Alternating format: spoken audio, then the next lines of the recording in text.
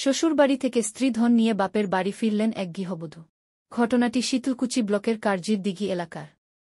জানা যায় গোলেনাওহাটির গ্রাম পঞ্চায়েতের এলাকার সুলেখা বর্মনের সাথে কারজির দিঘির সুশান্ত এর সঙ্গে বিবাহ হয়। ফুটফুটে ছেলের সন্তানও রয়েছে।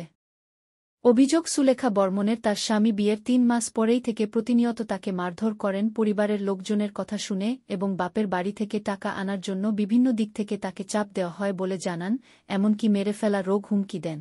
যদিও কোর্টের আদেশে আজ ওই গৃহবধূ তার শ্বশুরবাড়ি থেকে জিনিসপত্র নিতে গেলে বাবার বাড়ি থেকে দেওয়া অলঙ্কার তা কিন্তু তিনি পাননি। গৃহবধূ জানান, আনুমানিক প্রায় ২ লক্ষ টাকারও বেশি অলঙ্কার দিয়েছিলেন আমার বাবা। সেই অলঙ্কারগুলো পেলাম না। তাই প্রশাসনের দৃষ্টি আকর্ষণ করব, আমার অলঙ্কারগুলো উদ্ধার করে দেওয়া হোক। এই যে আজকে আপনাদের শ্রীধনগুলো নিয়ে আসলেন স্বামীর বাড়ি থেকে, কি কি নিয়ে আসলেন?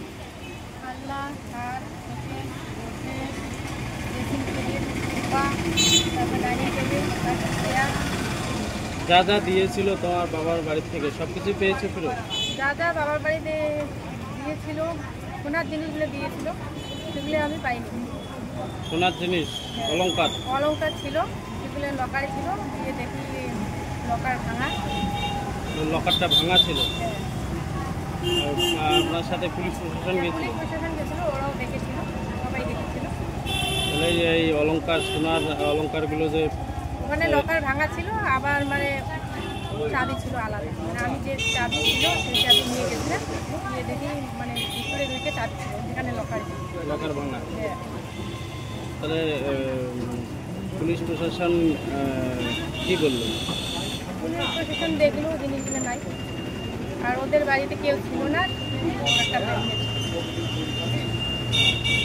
আর আমার বাবার বাড়িতে যেগুলো মানে মারোয়ার করে দান করছে সেই সমস্ত জিনিসগুলো আমি পাই। তাহলে এই বাকি জিনিসগুলো কি উদ্ধারের জন্য পুলিশকে বলেছো? হ্যাঁ, পুলিশকে বলেছি। কি নাম তোমার? কি কারণে এই জিনিসপাতিগুলো নিয়ে আসলে, মূল কারণটা কি ছিল? কারণ ছিল মানে আমাদের মানে আমার কোনো খোঁজ খবর করে না, আমার ছেলেরও খোঁজ খবর করে না, আমাদের মানে জিনিসপত্র নিয়ে কাজই হতো, জিনিসপত্র নিয়ে কাজই ঝগড়া হয়। মানে জিনিসপত্র এবং আমাকে মারধর করতো, অনেক কিছু করতো, আমার উপর অত্যাচার, ভাষায় গালি গেল। বাবার বাড়ি থেকে আবার জিনিসপত্র টাকা পয়সার জন্য চাপ দিত?